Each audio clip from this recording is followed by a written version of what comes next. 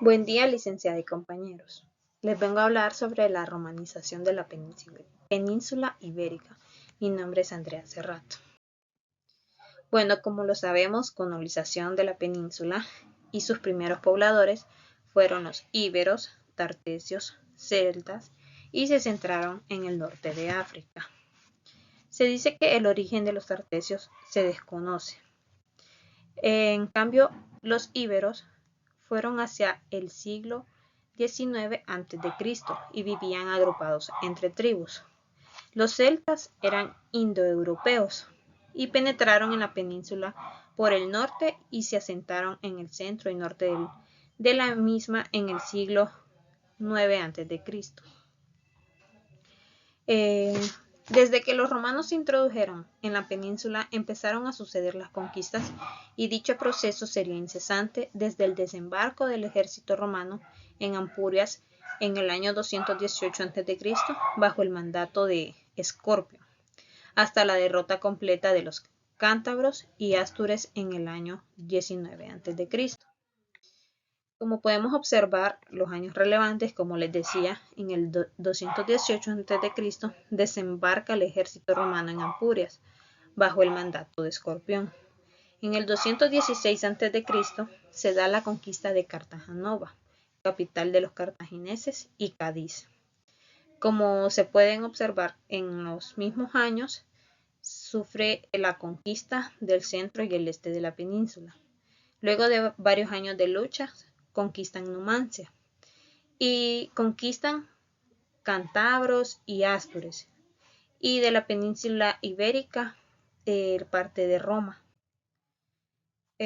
Vemos unas causas de la romanización, que como sabemos, romanización es el lento proceso de asimilación de la cultura, civilización y modo de vivir de los romanos por el pueblo hispano, y esto duró 6 siglos, es lo que se sabe. Dice que el derecho a la ciudadanía constituía la aspiración común de todos los pueblos sometidos, ya que conllevaban grandes privilegios.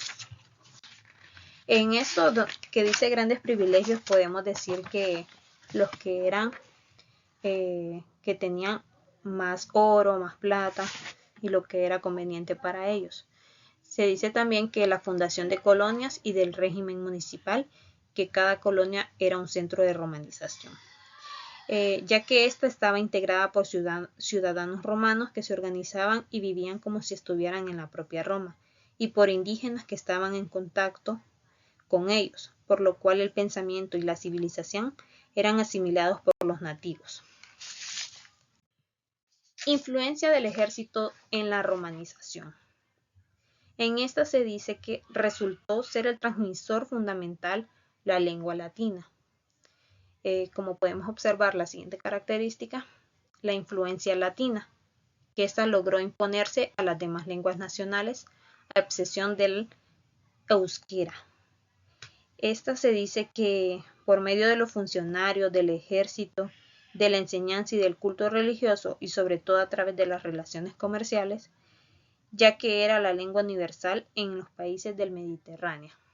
Tenemos también la extensa red de comunicaciones que proporcionaban el conjunto de calzadas romanas. Esto facilitó la comunicación entre las distintas regiones, tanto en la costa como en el interior, impulsando de esta manera el desarrollo del comercio entre todas ellas y por tanto la romanización. Importancia de la romanización. Sus obras más importantes, y como podemos verlas en las imágenes, tenemos los puentes, que estos estaban en la ciudad de Alcántara, las más importantes, el de Mérida, Córdoba, dos en Toledo y el de Cangas de Onís.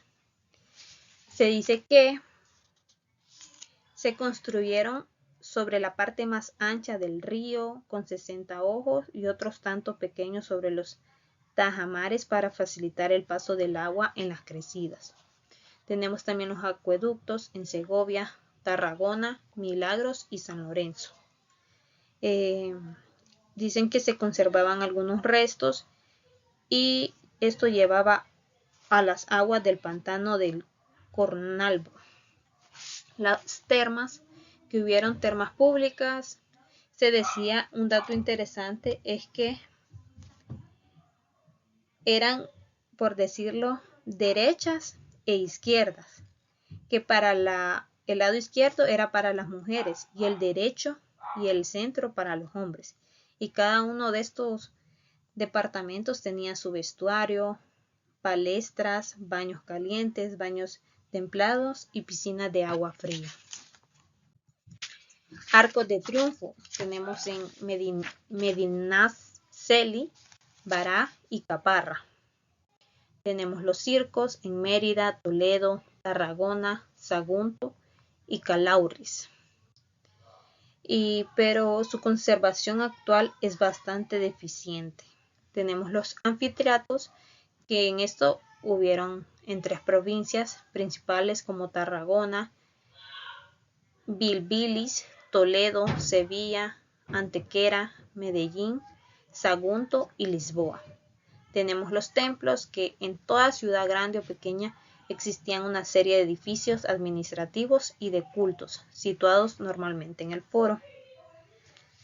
Tenemos también que dice aquí que en Mérida hay 5 templos, el de Diana y el de Marte son los más importantes.